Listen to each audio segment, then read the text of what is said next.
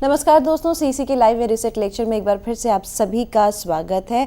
मित्रों, जैसा कि आप इस बात से अवगत हैं कि आपके लिए एक विशेष सीरीज़, एक विशेष श्रृंखला हमने शुरू की हुई है संस्कृत भाषा में।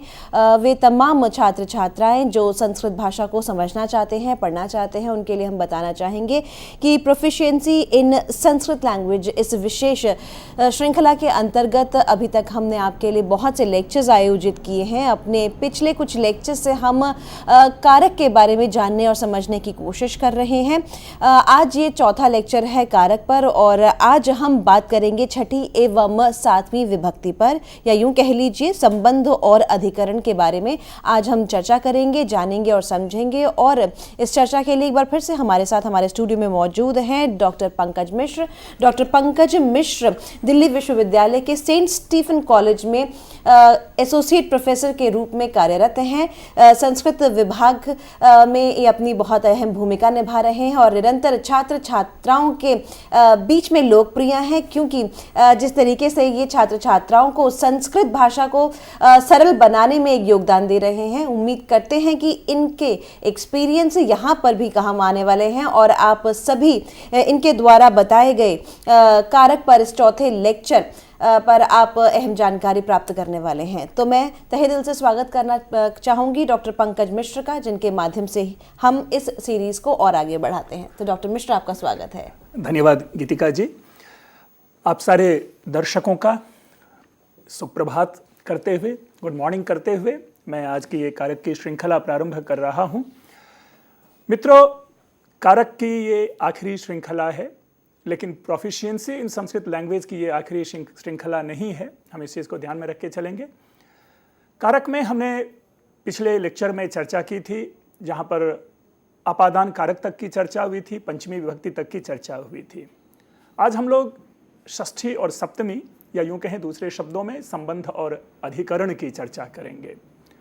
लेकिन इन दोनों की चर्चा से पहले दो तीन छोटी मोटी बातें हमें जान लेनी चाहिए कि हम जो ये एक लगातार श्रृंखला में आपके सामने सूचनाओं को प्रस्तुत करते जा रहे हैं, वहाँ पर हमें और हमारा मूल उद्देश्य यह नहीं है कि हम आपको शास्त्रीय संस्कृत का ज्ञान दे रहे हैं।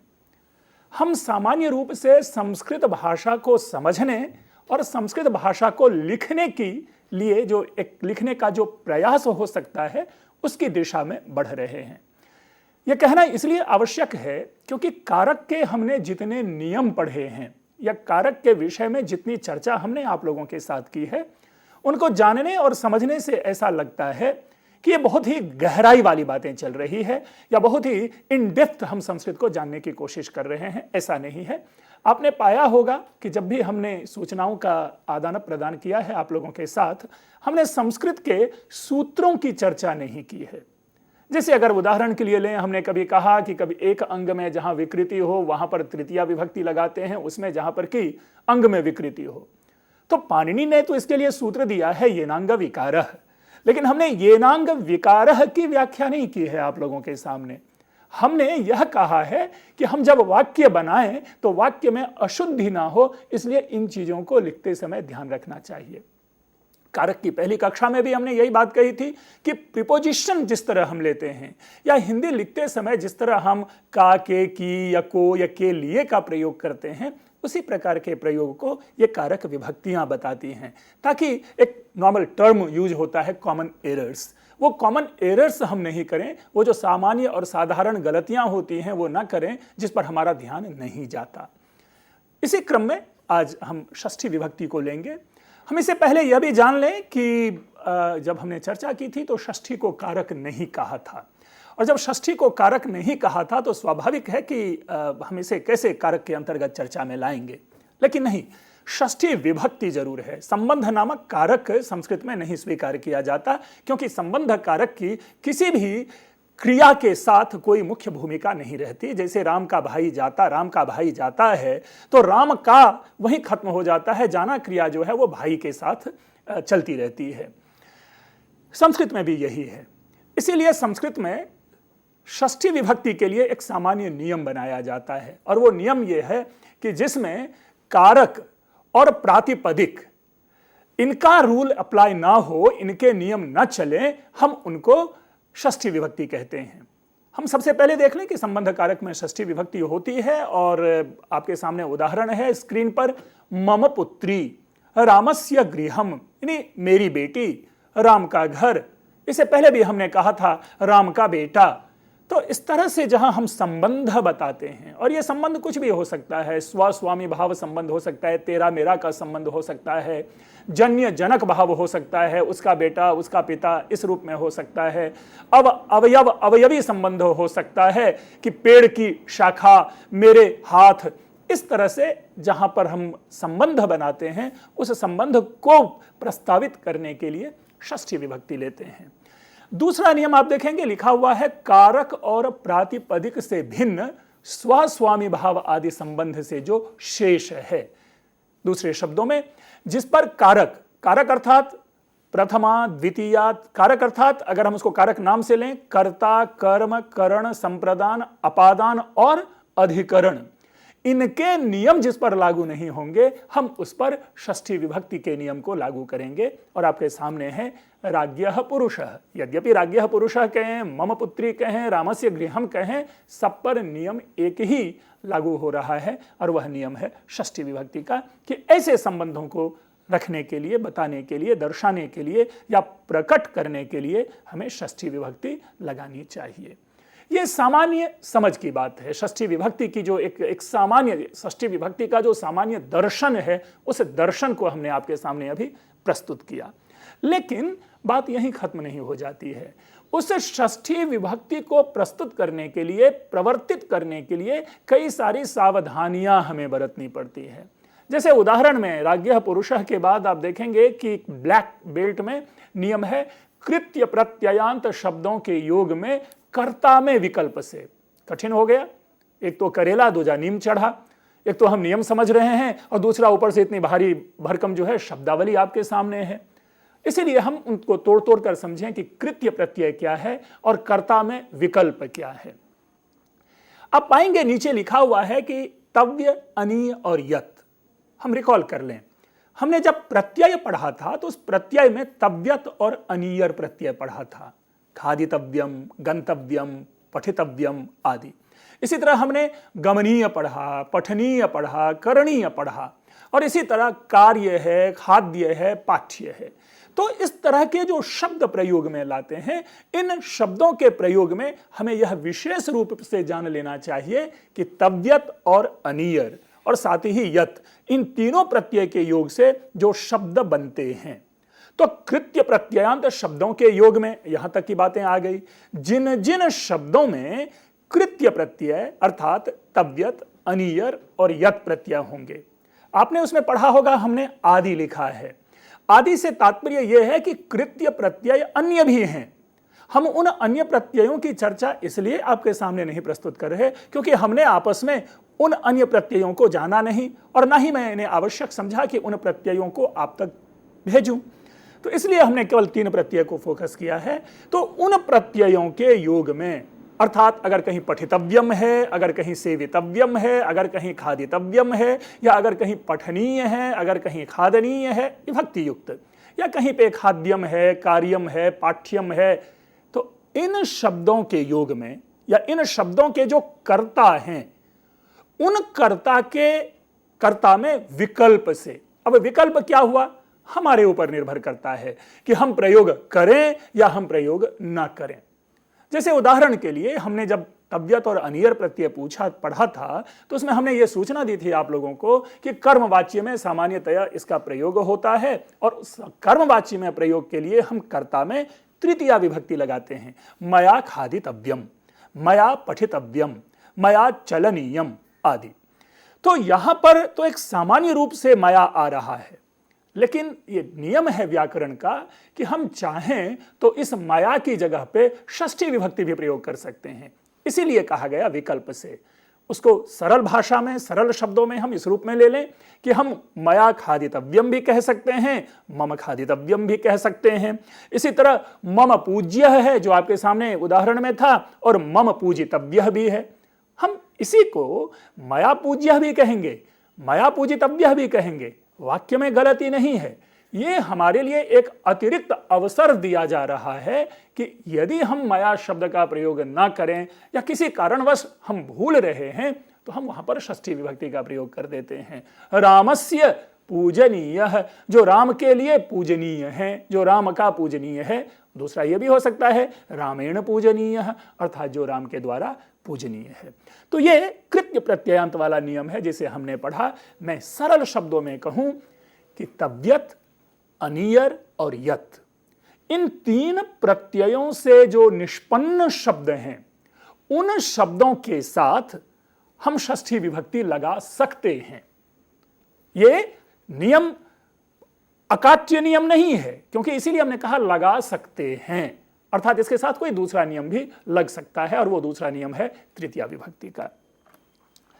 इसके बाद कभी कभी क्या होता है कि हम कुछ कार्य करते हैं, उपेक्षावश किसी का अनादर हो जाता है या किसी की उपेक्षा हो जाती है। दोनों बातें ले कि हम किसी को इग्नोर कर देते हैं और मेरे द्वारा किसी पर जानबूझ करके ध्यान नहीं दिया जाता है, तो इसको एक टर्म हम देते हैं कि इंसल्ट। हालांकि इंग्लिश का इंसल्ट शब्द ज्यादा खराब है, संस्कृत का जो अनादर शब्द है वो उतना खराब नहीं है। इसीलिए हम यहां अनादर और उपेक्षा इन दोनों शब्दों के आधार पर इस विषय को प्रस्तुत कर रहे हैं कि कहते हैं हम जिसका अनादर करके कोई काम करते हैं, अर्थात जिसका अनादर करके या जिसकी उपेक्षा, अनादर से भी बढ़िया शब्द होगा समझने के लिए उपेक्षा, कि जिसकी उपेक्षा करके, जिसका अनादर करके कोई काम किया जाए, तो जिसकी उपेक्षा की जाती है उसमें षष्ठी विभक्ति लगाएंगे। जिसको हम इग्नोर करते हैं, जिसकी तरफ ध्यान नहीं देते, हम उनमें षष्ठी विभक्ति लगाते हैं। अब स्क्रीन पे आएगा आपके पास वाक्य है रुदतः शिशोः माता जगाम, कि शिशु को रोता हुआ छोड़ करके मां चली गई।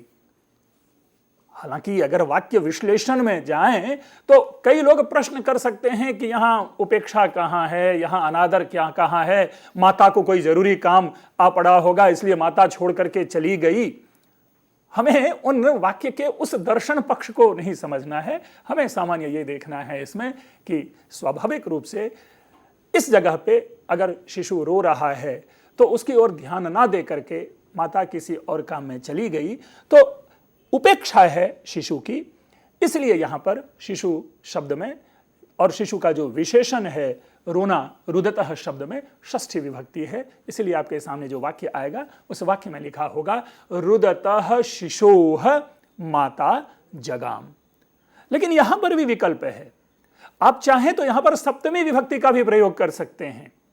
देखिए षष्ठी के साथ एक बड़ा, सबसे क्या कहें, दुर्भाग्य कह लें या अच्छाई कह लें, यह है कि इनके विकल्प बहुत मिलते हैं। तो षष्ठी विभक्ति के लिए यहां पर एक दूसरा विकल्प क्या आ गया कि आप चाहें तो इसे सप्तमी विभक्ति में भी प्रयोग कर सकते हैं। और सप्तमी विभक्ति में क्या हो जाएगा, रुदति शिशौ, शिशु शब्द है, साधु की तरह रूप चलेगा, सप्तमी एक वचन में साधु का साधौ होता है, उसी प्रकार शिशु शब्द का सप्तमी एक वचन में शिशौ होगा। और रुदति बोध होता है लट लकार प्रथम पुरुष एक वचन का, लेकिन हमें पुनः ध्यान देना है, हमने जब पीछे प्रत्यय पढ़ा था और प्रत्यय में हमने क्षत्रिय प्रत्यय पढ़ा था, और क्षत्रिय प्रत्यय को पढ़ने से पूर्व भी हमने हलंतवाची शब्द पढ़े थे, और उस हलंतवाची शब्द को पढ़ते हुए हमने बताया था कि जितने भी हलंतवाची शब्द हैं उनकी सप्तमी विभक्ति में छोटी ई की मात्रा लग जाती है। तो जैसे रुद धातु है और रुद धातु में हमने क्षत्रिय लगाया, क्योंकि क्षत्रिय लगा देंगे तो क्या अर्थ हो जाएगा, रोता हुआ। ठीक, तो मूल शब्द बना रुदत। अब रुदत शब्द में सप्तमी में अभी हमने कहा कि छोटी ई की मात्रा लगा देंगे तो क्या हो गया, रुदति। तो रुदति शिशौ, शिशु के रोते हुए होने पर माता जगाम, मां चली गई। तो दोनों रूप में यहां पर हम पा रहे हैं कि अगर किसी का कार्य में, अगर किसी कर्तव्य में उपेक्षा या अनादर का भाव आ रहा है तो वहां पर हम षष्ठी विभक्ति विकल्प से लगाएंगे। हम चाहें तो सप्तमी विभक्ति भी प्रयोग में ला सकते हैं। इसके बाद एक और प्रत्यय आप लोगों ने पढ़ा होगा, वह प्रत्यय है क्त। क्त और क्तवतु प्रत्यय, भूतकालिक कृदंत इसे कहते हैं। पिछले लेक्चर्स को जरूर आप फॉलो करें। लेकिन कभी कभी क्या होता है कि जब हमने वहाँ पे आपके सामने प्रस्तुत किया था क्त प्रत्यय को, तो हमने कहा था कि ये भूतकाल का विकल्प है।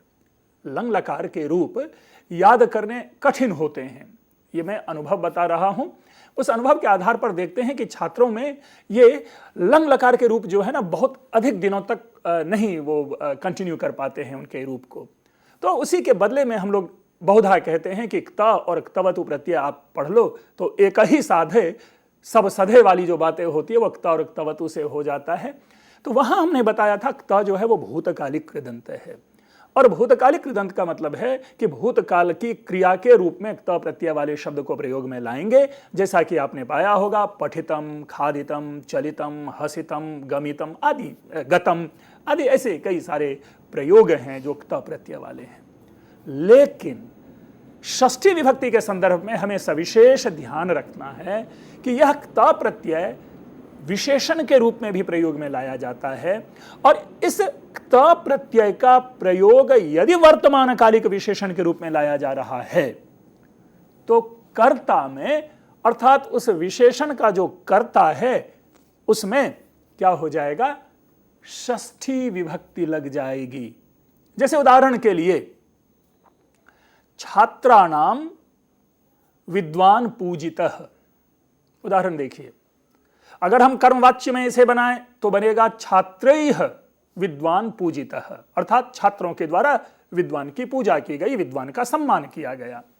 लेकिन यहां पर जो प्रयोग है वह प्रयोग है वर्तमान काल का, अर्थात जिस जो विद्वान जो हैं जिनकी पूजा हो रही है।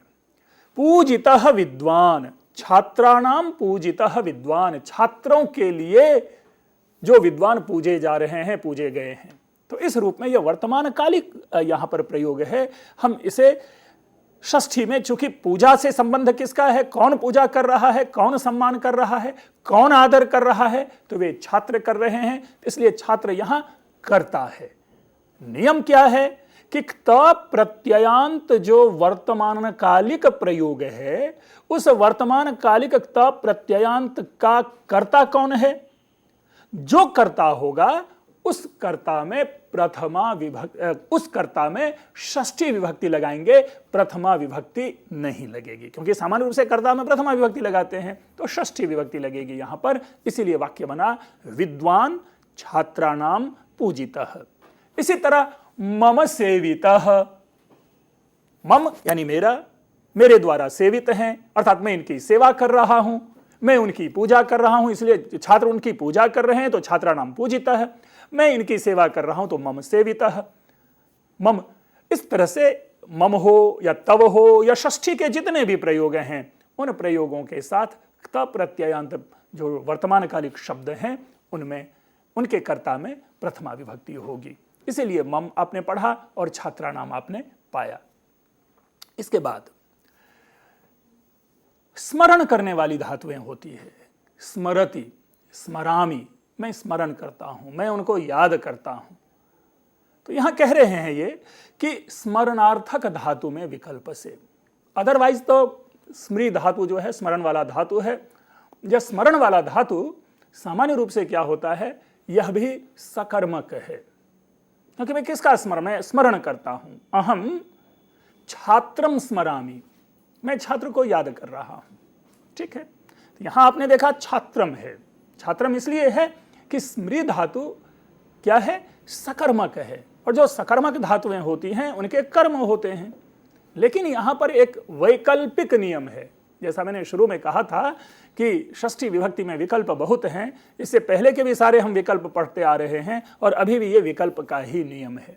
इसमें विकल्प क्या है, यह भी कहते हैं कि स्मरणार्थक धातु में विकल्प से षष्ठी विभक्ति हम प्रयोग में लाते हैं। जैसे अगर हमने कहा कि विष्णुम स्मरति, भक्तः विष्णुम स्मरति, अर्थात भक्त जो हैं वो विष्णु का स्मरण कर रहे हैं, विष्णु को याद कर रहे हैं। लेकिन जैसा हमने कहा कि आप चाहें तो कर्म की जगह पे, द्वितीय विभक्ति की जगह पे विकल्प से षष्ठी विभक्ति भी प्रयोग में ला सकते हैं। जैसे उदाहरण के लिए भक्तः विष्णोः स्मरति, भक्त विष्णु का स्मरण करता है। लेकिन यहां पर एक चीज ध्यान रखना है कि ये केवल स्मृ धातु, ये केवल स्मरणार्थक धातु, जो स्मरण करने के लिए जितनी भी धातुएं हैं उन धातुओं के साथ ही यह होगा, अन्य धातुओं के साथ नहीं होगा। पठ धातु, गम धातु के साथ यह नहीं होगा। इसीलिए उदाहरण है आपके सामने, सह विष्णोः स्मरति, विकल्प ये प्रयोग है, नहीं तो मूल प्रयोग है सह विष्णुम स्मरति। विष्णु को छोड़ दीजिए, छात्रम स्मरति, प्रियाम स्मरति। तो ऐसे जो हैं वो अपनी प्रिया का स्मरण, प्रिया को याद करता है, तो सह प्रियाम स्मरति। तो इस रूप में हम इस नियम को प्रयोग में लाएंगे। वहां पर हम कह देंगे सह प्रियायाः स्मरति। ठीक। नेक्स्ट, हमने पिछली कक्षा में जब अपादान की चर्चा की थी और उससे पूर्व तृतीया विभक्ति की चर्चा की थी, करण की, तो उसमें एक सूत्र आया था, एक नियम आया था, हेतौ तृतीया हेतौ पंचमी। कारण के अर्थ में, जैसे अध्ययनात् वसामि उदाहरण मुझे शायद सही याद आ रहा हो, तो हमने वहां पर अध्ययनात् वसामि उदाहरण लिया था। और उस अध्ययनात् वसामि में आपने देखा कि अध्ययन के कारण रहता हूं, तो वहां कारणवाची शब्द था। लेकिन यह कहते हैं कि हेतु तथा हेतु द्योतक शब्द, अर्थात अगर आप हेतु शब्द का प्रयोग करेंगे या हेतु का वाचक, हेतु को प्रकट करने वाला कोई अन्य शब्द प्रयोग में लाएंगे, तो उस हेतु के साथ साथ जो हेतु का जो समर्थन दे रहा है उसमें भी षष्ठी विभक्ति लगेगी। यानी हेतु शब्द में तो लगेगी ही षष्ठी विभक्ति, लेकिन हेतु का प्रयोग जिसके लिए हम कर रहे हैं उसमें भी षष्ठी विभक्ति लगेगी। आपके सामने उदाहरण आपने देखा था जिसमें लिखा हुआ था अन्नस्य हेतोर वसति, कि अन्न के हेतु वह रहता है। पहला उदाहरण है अन्नस्य हेतोर वसति। तो आपने देखा हेतोह शब्द है, ये षष्ठी विभक्ति है, संधि के नियम से हमने उसे जोड़ दिया है। वैसे आप लोगों की सुविधा के लिए यहां पर हेतोह यानी विसर्ग लगा देना चाहिए था और फिर वसति लेना चाहिए था, लेकिन स्पष्ट कर रहा हूं मैं, अन्नस्य हेतोह वसति। तो हेतु शब्द में भी षष्ठी विभक्ति है, साधु की तरह साधोह, और अन्नस्य तो आपकी समझ में है ही, बालकस्य की तरह, रामस्य की तरह, बालस्य की तरह, देवस्य की तरह षष्ठी विभक्ति है। तो इस प्रकार अन्नस्य हेतोर वसति जो है वो हेतु के कारण हेतु शब्द में षष्ठी विभक्ति है। उसके बाद एक छोटा सा उदाहरण आपके सामने होगा, अल्पस्य हेतोर बहु, उसके बाद डॉट डॉट डॉट डाल दिया है, क्योंकि ये रघुवंशम द्वितीय सर्ग जो कालिदास के द्वारा विरचित है उसके दूसरे सर्ग की ये 26वें पद्य की पंक्ति है और उसकी ये आखिरी पंक्ति है। और उसमें देखेंगे पंक्ति बड़ी सुंदर पंक्ति है कि शेर जो सिंह है वो दिलीप से कहता है, दिलीप गाय की रक्षा करना चाहता है, तो लेकिन गाय की रक्षा दिलीप को क्या है कि वो शेर, वो सिंह पथभ्रष्ट करना चाहता है कि गाय को मरने दे, क्योंकि परीक्षा ले रहा है दिलीप की। तो दिलीप को वह एक तरह से उत्प्रेरित करता है, उस तरह से एक मोटिवेट करता है कि तो गाय को छोड़ दो। क्यों? तो उसके लिए वो एक तर्क देता है कि अल्पस्य हेतोर बहुहातुमिच्छन् विचार मूढ़ प्रतिभासी में त्वम, यानी अल्प के लिए, थोड़े के लिए तुम बहुत अधिक का परित्याग कर रहे हो, इसलिए हे दिलीप तुम तो मुझे महामूर्ख लग रहे हो। चलिए, दिलीप महामूर्ख है या दिलीप महाज्ञानी है, हमारे लिए व्याख्या का यह विषय नहीं है। हमारे लिए व्याख्या का विषय यह है कि अल्पस्य हेतोर बहुहातुमिच्छन्, अल्पस्य और हेतोः, ये दोनों शब्द हमारे लिए ध्यान देना है, क्योंकि हम संबंध में पढ़ रहे हैं, षष्ठी विभक्ति में पढ़ रहे हैं। यहां पर भी हेतोः शब्द में षष्ठी विभक्ति है और अल्पस्य में षष्ठी विभक्ति है ही। इसीलिए कालिदास का यह अमर सुभाषित है, अमर सिद्धांत है कि ऐसे व्यक्ति जो किसी महनीयता का परित्याग करके किसी अल्प के लिए लगा रहता है, तो ऐसी जगहों पर हम इस उदाहरण को प्रयोग में लाते हैं कि अल्पस्य हेतोर बहुहातुमिच्छन् विचार मूढ़ प्रतिभासी में त्वम। फिर आगे आ रहा है, वो कहते हैं हेतोर, जो हेतु द्योतक सर्वनाम तथा हेतु। अभी हमने क्या देखा कि अल्पस्य का प्रयोग देखा, अन्नस्य का प्रयोग देखा, लेकिन कभी कभी क्या होता है कि हेतु के साथ हम सर्वनाम का भी प्रयोग करते हैं। अल्पस्य और अन्नस्य सर्वनाम नहीं है। सर्वनाम तो क्या है, वह, तुम, कौन आदि इस तरह जो शब्द प्रयोग में लाते हैं, कर्ता के बदले में, संज्ञा के बदले में जो प्रयोग में लाते हैं वह सर्वनाम है। और सर्वनाम यहां पर हम कहते हैं कि अगर हेतु शब्द, हेतु द्योतक और हेतु के साथ अगर सर्वनाम का प्रयोग है तो ऐसे प्रयोग में हम षष्ठी विभक्ति का भी प्रयोग करते हैं और तृतीया विभक्ति का भी प्रयोग करते हैं। उदाहरण के लिए देखिए, कहते हैं कस्य हेतोर्वसति। यद्यपि अगर पीछे के नियम से संबंध बनाना चाहें तो यह नियम सामान्य रूप से बन रहा है, क्योंकि वहां पर अल्पस्य हेतोः है, यहां पर कस्य हेतोः है, दोष यहां नहीं है। लेकिन यहां जो कस्य शब्द बना, या मम हेतोः कह लें, या तव हेतोः कह लें, भवतः हेतोः कह लें, भवताम भवती नाम च हेतोः कह लें, तो भवताम भवती नाम च हेतु नाम भी हम ले सकते हैं प्रयोग में। तो ये जो प्रयोग आ रहा है षष्ठी विभक्ति का, यहां पर हमें समझना चाहिए कि ऊपर में तो संज्ञा शब्दों के साथ है, लेकिन जहां पर सर्वनाम प्रयोग में ला रहे हैं वहां पर हमें इस नियम को समझना चाहिए कि सर्वनाम के कारण, सर्वनाम के प्रयोग के कारण यहां षष्ठी विभक्ति हो रही है। इसीलिए शब्द बना, इसीलिए वाक्य बना कस्य हेतोः वसति।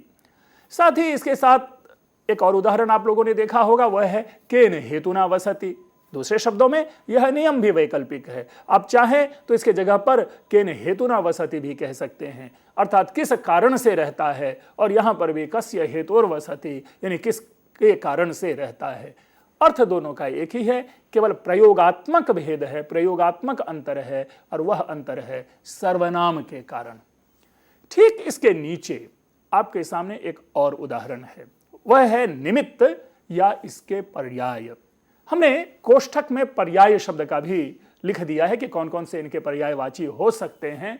कारण है, हेतु है, प्रयोजन है, और भी हो सकते हैं, लेकिन हमें फोकस इन्हीं तीन को तत्काल हम करते हैं कि निमित्त शब्द हो या उसके जो भी पर्यायवाची होते हैं, चाहे वो कारण हो या हेतु हो या प्रयोजन हो, तो इसके प्रयोग में सारी विभक्तियां लगती हैं।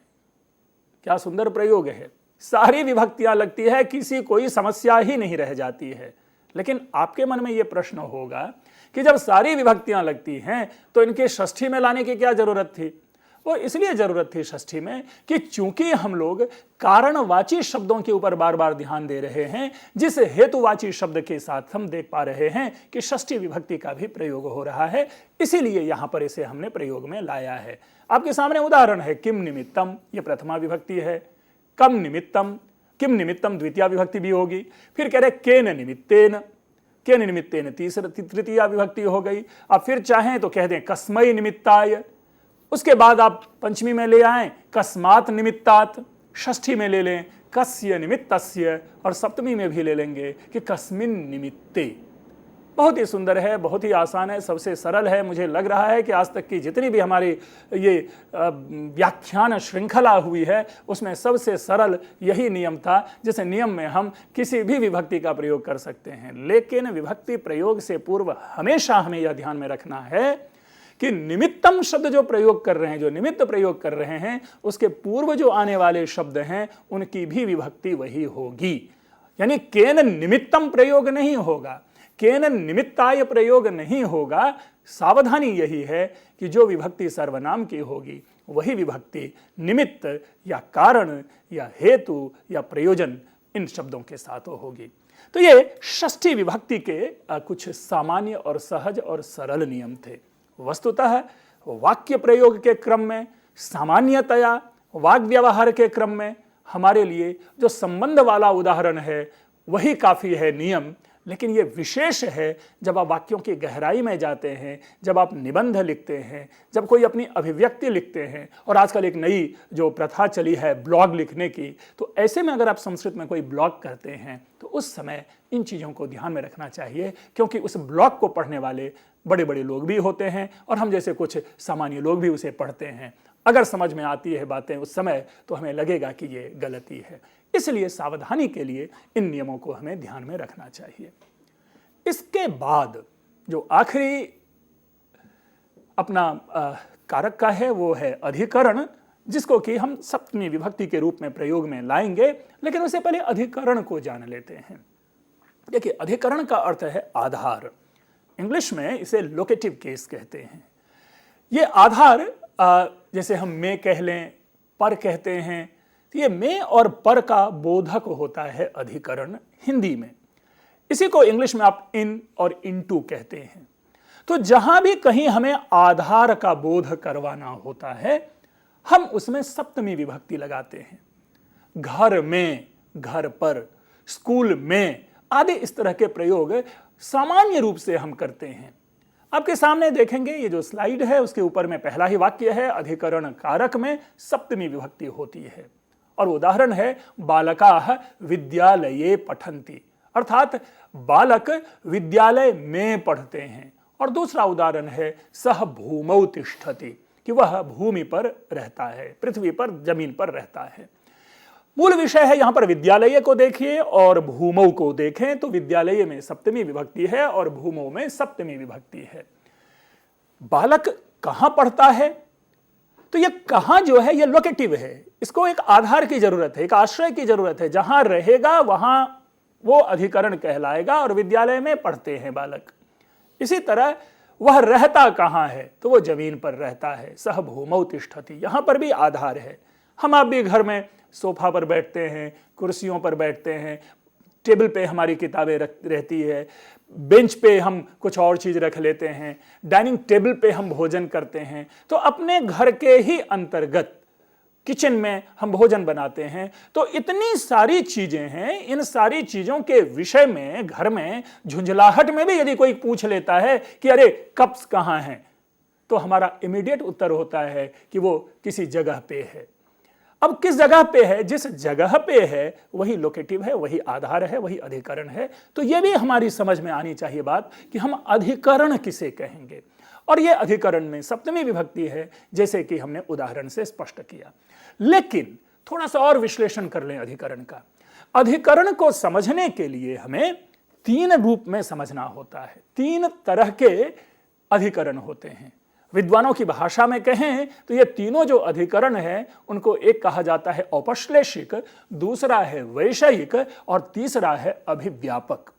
बड़े कठिन शब्द हैं, लेकिन शब्दों से नहीं घबराना, हम उनकी व्याख्या भी लेंगे।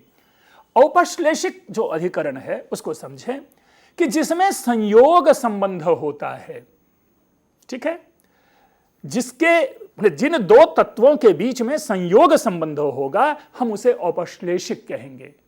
अभी हमने अपने घर के भीतर कई सारी सामग्रियों की चर्चा की, चाहे वो किचन में की बात कही हो, चाहे टेबल पर की बात कही हो, चाहे कुर्सी पर की बात कही हो। उन सारी बातों में जिन जिन से आधार हमारा बन रहा है उनमें संयोग संबंध आ रहा है। आपके सामने जो स्लाइड्स था उसमें आपने उदाहरण में देखा होगा, एक वाक्य था कटे आस्ते, सामने है।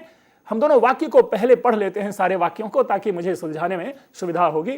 पहला वाक्य है कटे आस्ते, दूसरे का जो उदाहरण है वह है मोक्षे इच्छास्ते सर्वस्मिन् नात्मास्ते, और तीसरा का उदाहरण है तिलेषु तैलम।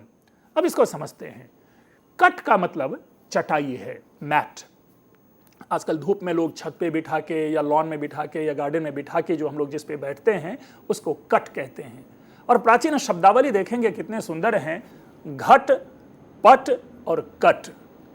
आम जिंदगी में इसके साथ हमारा संबंध होता था। घट यानी घड़ा, जिसे कि हम पानी ले लेकर पीते थे। फिर है पट, पट यानी वस्त्र जिसको हम पहनते हैं, और कट यानी चटाई जो हमारे आधार का काम आता था, उठने बैठने के क्रम में आता था, सोने के क्रम में आता था। तो इसीलिए ये प्राचीन कालीन उदाहरण है, प्राचीन कालिक उदाहरण है। इन उदाहरणों से नहीं घबराना चाहिए, ये शास्त्रीय उदाहरण माने जाते हैं, ये स्टैंडर्ड जिसको हम कह सकते हैं उदाहरण माने जाते हैं। इसीलिए हमने आपके सामने प्रस्तुत किया है कटे आस्ते।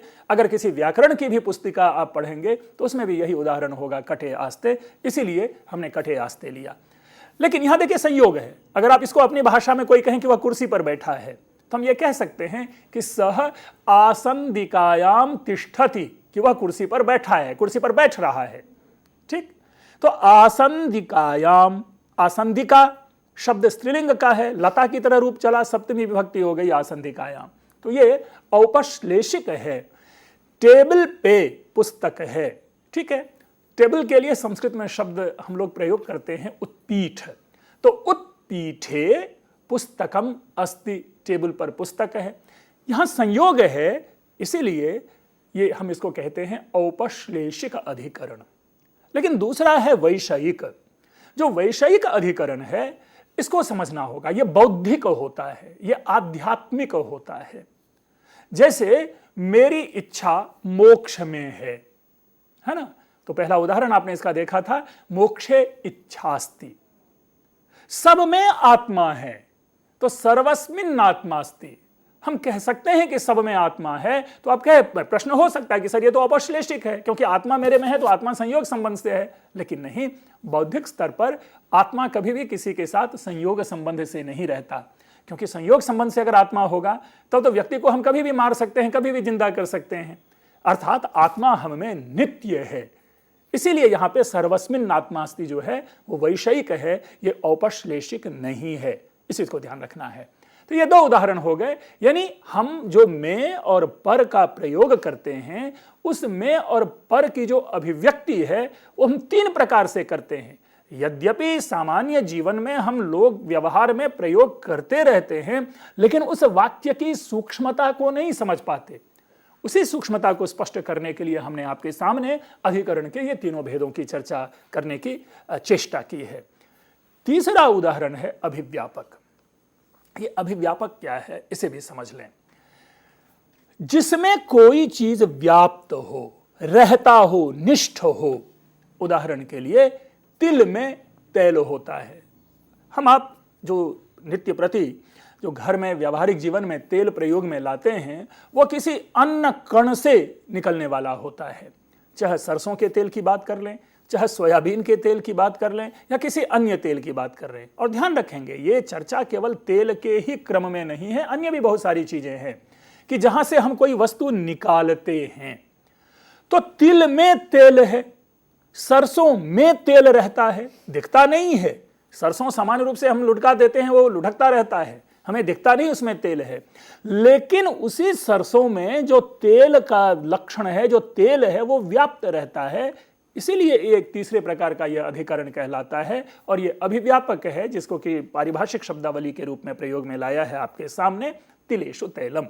तो इस प्रकार से हम अधिकरण की तीन कैटेगरी समझ पाए। हमने तीन रूप से अधिकरण का वर्गीकरण किया, और उस वर्गीकरण में एक आया औपश्लेषिक, जिसका उदाहरण हमने पाया कटे आस्ते। दूसरा हमने देखा वैषयिक, जिसका उदाहरण था मोक्षे इच्छास्ति, और एक और उसमें उदाहरण दिया था सर्वस्मिन् आत्मास्ति। और तीसरा जो निकल कर आया वह है अभिव्यापक, जिसका उदाहरण हमारे सामने आया तिलेषु तैलम। इसके अगले उदाहरण को हम लेकर चलें, देखें क्या है। इसमें भी कुछ हैं, बड़े अच्छे अच्छे उदाहरण हैं। जिस क्रिया से किसी दूसरी क्रिया का ज्ञान हो। हमारा क्या होता है कि हम अपने जब वाक्य प्रयोग में लाते हैं तो एक ही वाक्य के माध्यम से कई क्रियाओं को हम उसमें इंक्लूड करते हैं। वह खा करके घर जाता है। अब देखिए जरा कि खाकर भी है, यानी खाना क्रिया भी है, और जाना क्रिया भी है, यानी वाक्य एक ही है लेकिन इसमें दो क्रियाओं की अभिव्यक्ति हो रही है। यहां नियम क्या है कि जिस क्रिया से किसी दूसरी क्रिया का ज्ञान हो, अर्थात पहली क्रिया समाप्त होगी तो पहली क्रिया की समाप्ति से दूसरी क्रिया का हमें बोध होगा। ठीक है, तो यहां पर जो पहली क्रिया है उस पहली क्रिया में हम सप्तमी विभक्ति लगाएंगे। उदाहरण है सूर्य अस्तम गते, अर्थात सूर्य के अस्त होने पर स गतः, वह गया। ठीक है, यानी जब सूर्यास्त हो गया तब वह गया। तो एक क्रिया क्या हुई, सूर्य का अस्त होना, और दूसरी क्रिया प्रारंभ क्या हुआ कि वह चला गया। तो इस प्रकार एक क्रिया से दूसरे क्रिया का बोध हो रहा है, दूसरे क्रिया का ज्ञान हो रहा है।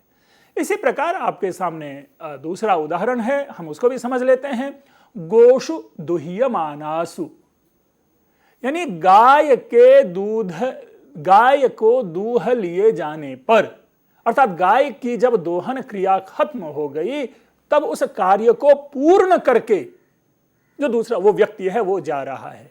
अर्थात एक वाक्य में दो क्रिया है, जिस क्रिया की पूर्णता की सूचना दी जाए और उस पूर्णता के बाद दूसरी क्रिया के प्रारंभ की जहां पर सूचना मिले, तो ऐसे वाक्यों में पहली क्रिया में हम सप्तमी विभक्ति का प्रयोग करते हैं।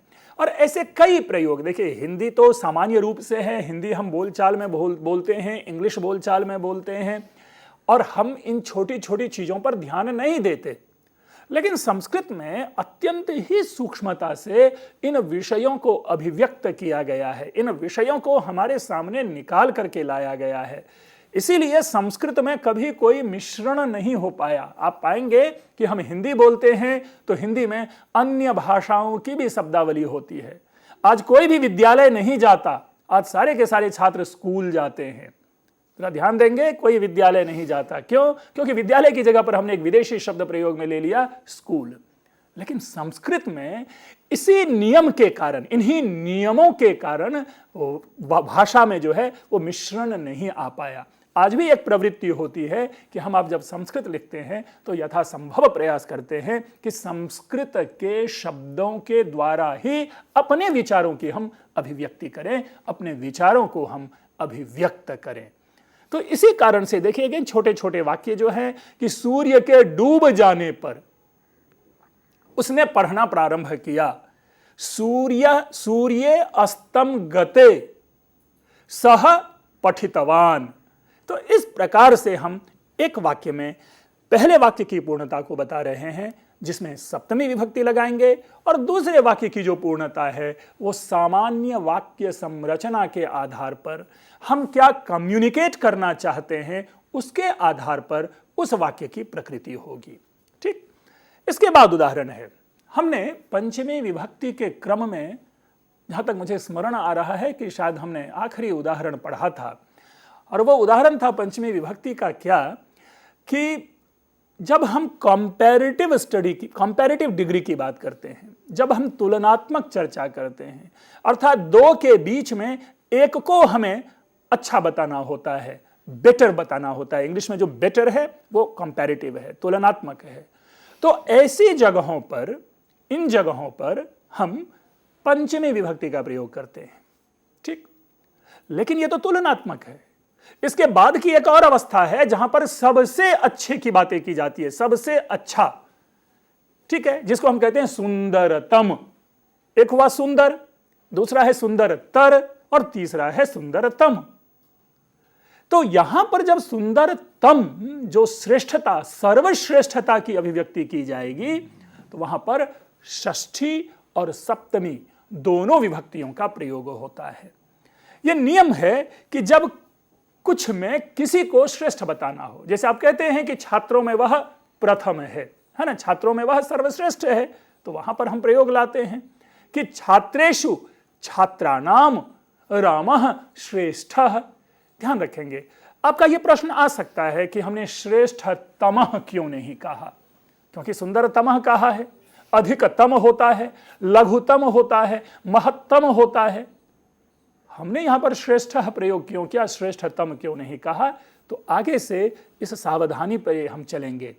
श्रेष्ठ अपने आप में सुपरलेटिव है, श्रेष्ठ शब्द ही परिपूर्णता का द्योतक है, इसीलिए श्रेष्ठा के साथ श्रेष्ठतम नहीं लगता। ठीक उसी तरह जिस तरह हम सुंदरतम को सुंदरतम तम नहीं कहेंगे, लघुतम को लघुतम तम नहीं कहेंगे, क्योंकि दो तम आ रहा है। उसी प्रकार श्रेष्ठ में ऑलरेडी तम भाव मिला हुआ है, इसलिए हम श्रेष्ठतम नहीं कहेंगे। लेकिन चूंकि वाक्य में, उदाहरण में हमें श्रेष्ठ शब्द का प्रयोग करना होता है, क्योंकि श्रेष्ठ के माध्यम से विषय को प्रस्तुत करना सरल होता है। तो वाक्य बना, अब जैसे हमें कहना है कि कवियों में कालिदास सबसे अच्छा है, तो कवि नाम कविषु वा कालिदासः श्रेष्ठः। तो ये जो श्रेष्ठ है इसको और बढ़िया बना लेते हैं। कवि नाम कविषु वा कालिदासः, आप कह सकते हैं योग्यतमः। योग्य विशेषण है, उसमें तम प्रत्यय लगा दिया, सुपरलेटिव का आ गया, तो योग्यतमः जो श्रेष्ठ का पर्याय हो गया। इसी तरह आप देखेंगे दूसरा उदाहरण है, नदी नाम नदीषु वा गंगा पवित्रतमा। नदियों में गंगा सर्वाधिक पवित्र है।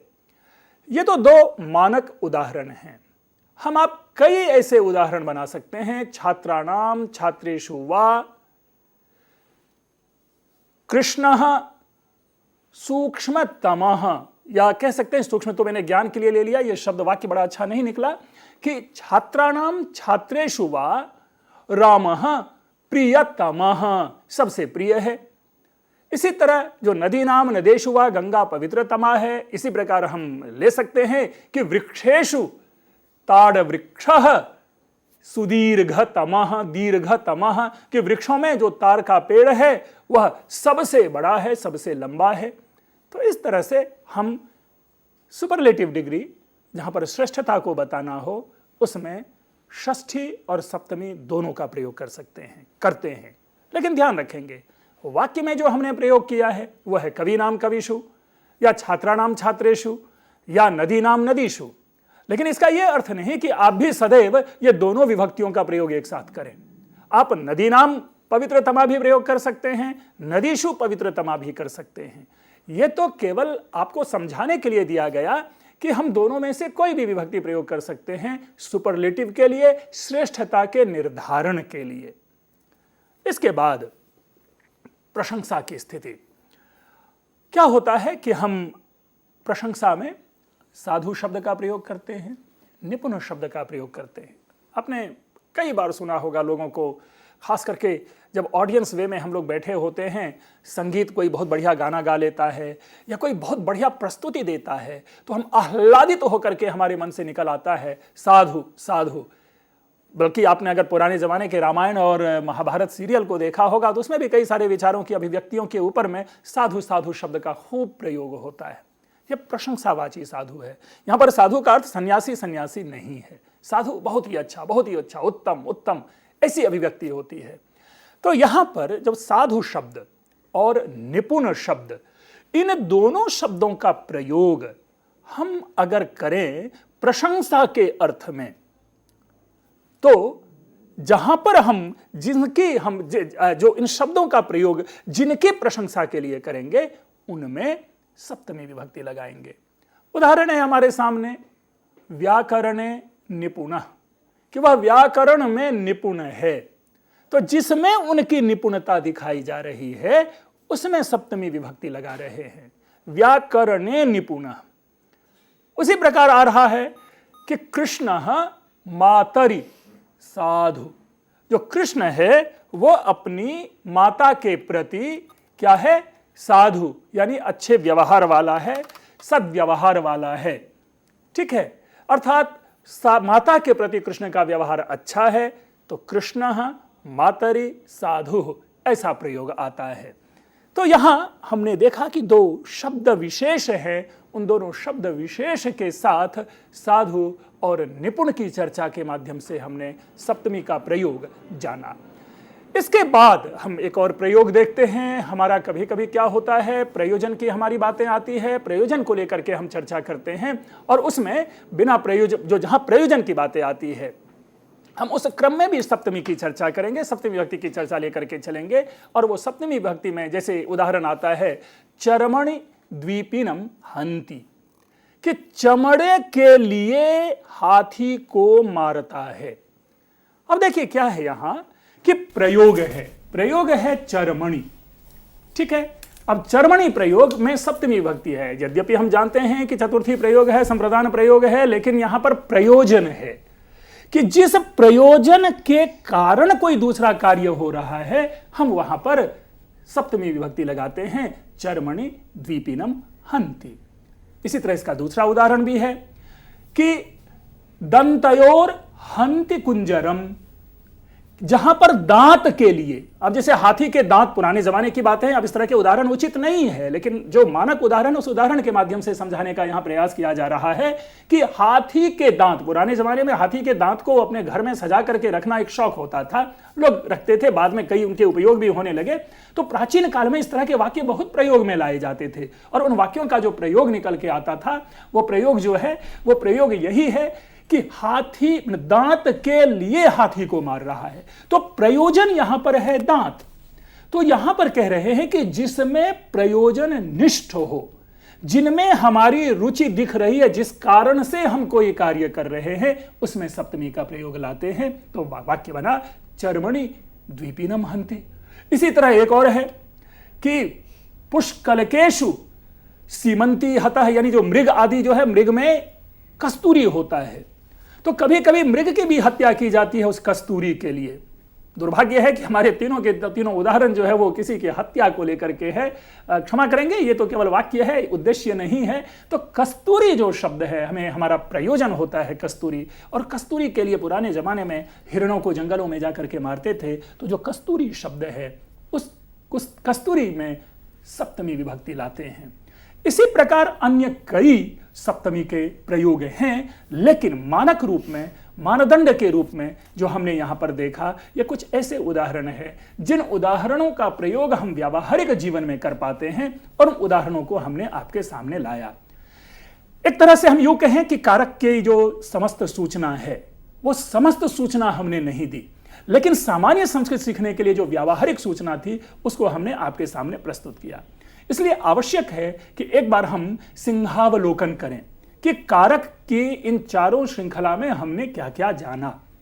हमने सर्वप्रथम द्वितीय विभक्ति को जानने का प्रयास किया, जहां पर हमने यह कहा था कि द्वितीय विभक्ति जो है वो द्वितीय विभक्ति कर्म है, अर्थात क्रिया का जो साक्षात प्रभाव जिस पर पड़ता है वो कर्म है। इसके बाद हमने पढ़ा करण कारक, जिसको कि तृतीय विभक्ति के माध्यम से अभिव्यक्त किया। उस करण कारक को भी हमने जानने के लिए वाक्य प्रयोग किया था साधकतम होना, अर्थात जो किसी भी कार्य के लिए सर्वाधिक अभीष्ट हो। और उस समय हमने उदाहरण लिया था कि रामेण बाणेन हतो रावणः, राम के बाण से रावण मारा गया। अब बाण से जो रावण मारा गया, रावण की मृत्यु में जो सर्वाधिक अभीष्ट है, यानी जिसके बिना मृत्यु नहीं हो सकती। देखिए, बाण तो कोई और भी छोड़ सकता है, ठीक है, राम वहां पर प्रमुख कारण है, लेकिन सर्वाधिक अभीष्ट जो है रावण के विनाश में वो बाण है। इसलिए साधकतम होने के कारण बाण में तृतीय विभक्ति हुई। सिमिलरली चतुर्थी विभक्ति आई। चतुर्थी विभक्ति के विषय में हमने यह चर्चा की थी।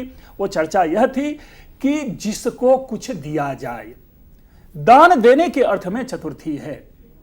और बार बार हमने इसके कई सारे प्रयोग हमने लिए थे और उन प्रयोगों को समझा था। पिछली श्रृंखला में हमने पंचमी विभक्ति ली थी, और पंचमी विभक्ति में हमने यह भी बताने का प्रयास किया था कि जहां पर पार्थक्य हो, जहां पर भेद प्रतीत हो। क्यों? क्योंकि तृतीया विभक्ति और पंचमी विभक्ति के जो चिन्ह हैं, जो वाक्य में प्रयोग आता है, हिंदी की दृष्टि से दोनों से है। पेड़ से पत्ते गिरते हैं और बाण से मारा जाता है, तो बाण से में भी से है और पेड़ से में भी से है। तो वहां पर हमने स्पष्ट किया था कि जहां पर संयोग संबंध होता है वहां तृतीया विभक्ति होती है, और जहां पार्थक्य होता है, भेद होता है, एक स्थान से दूसरे स्थान की प्रति एक विस्थापन की प्रक्रिया दिखती है, वहां पर हम पंचमी विभक्ति लाते हैं। और इसी पंचमी विभक्ति के क्रम में, साथ ही द्वितीय विभक्ति के क्रम में हमने एक और कुछ देखा था, जो कह सकते हैं जहां पर कि उपसर्गों के प्रयोग होते थे। उपसर्गों के प्रयोग के क्रम में भी हमने द्वितीय और पंचमी विभक्ति को जाना था। आज जब हम षष्ठी विभक्ति देख रहे थे, सप्तमी विभक्ति पढ़ रहे थे, तो आज का तो चूंकि फ्रेश है, लेकिन फिर भी सिंहावलोकन होता है। आप पीछे कितनों भी चले तो पीछे की चीजें पीछे ही रहती है, इसलिए षष्ठी विभक्ति को भी रिकॉल कर लें। हमने फोकस किया था मेनली इसको संबंधों के ऊपर, और संबंधों को जानने के लिए हमने 3 संबंध की चर्चा की थी: स्वस्वामी भाव, जन्य जनक और अवयव अवयवी। स्वस्वामी भाव के संबंध में हमने मेरा तेरा कहा था, मम पुत्रः मम पुत्री। जन्य जनक में हमने कहा था कि दशरथस्य पुत्रः। अब देखेंगे कि ये जो एक जन्य जनक है, उत्पन्न और उत्पन्न होने वाला के, उत्पाद्य और उत्पन्न होने वाले के संबंध है। और तीसरा कहा था अवयव अवयवी, जैसे पेड़ की डाल, तरोह शाखा, वृक्षस्य शाखा। इसी प्रकार अधिकरण में आया, और अधिकरण में जो सर्वाधिक जो फोकसिंग जो पॉइंट था वो हमारा यह था आधार और आश्रय का। आधार और आश्रय जिस पे हम टिकते हैं, और इस आधार को भी स्पष्ट करने के लिए हमने 3 प्रकार के आधार की चर्चा की थी। वह चर्चा थी औपश्लेषिक, वैषयिक और अभिव्यापक की। औपश्लेषिक को समझाने के लिए हमने कहा था कि जहां संयोग संबंध हो और कटे आस्ते घटपट कट की चर्चा की। उसके बाद हमने वैषयिक की चर्चा की थी, जिसकी चर्चा में हमने ये बताने का प्रयास किया था कि ये बौद्धिक विषय है, हम जिसको अपने मन से, आध्यात्मिक विषय है जिसको हम मन से समझने की कोशिश करते हैं। मोक्षे इच्छास्ति कहा था, सर्वस्मिन् आत्मास्ति कहा था, और आत्मा के संबंध में हमने नित्य और अनित्य की बात भी की थी, संयोग और जो समवाय है इनकी बात की थी। लास्ट जो आखिरी था वह था वैषयिक, और वैषयिक में हमने कहा था कि जिस विषय में कोई वस्तु व्याप्त हो, जिस वस्तु में कोई दूसरी वस्तु व्याप्त हो, वह वैषयिक होता है, और उसमें हमने तिलेषु तैलम की बात की थी। तो इस प्रकार हम समझते हैं जो कारक की चर्चा आप लोगों के सामने आई है, मैं समझता हूं कि एक प्रकार से यह अस्त्र है जिसके माध्यम से संस्कृत रूपी महायुद्ध को जीता जा सकता है। कारक को आप लोग ध्यान से पढ़ें। इसके बाद की हमारी और नूतन श्रृंखलाएं होंगी। मैं प्रयास करूंगा कि ग्रामर के ही कुछ अन्य विषय हैं, जिन अन्य विषयों को अत्यंत सरलता के साथ आपके सामने प्रस्तुत करें, जैसे संधि है, समास है, आदि ऐसी कई चीजें हैं।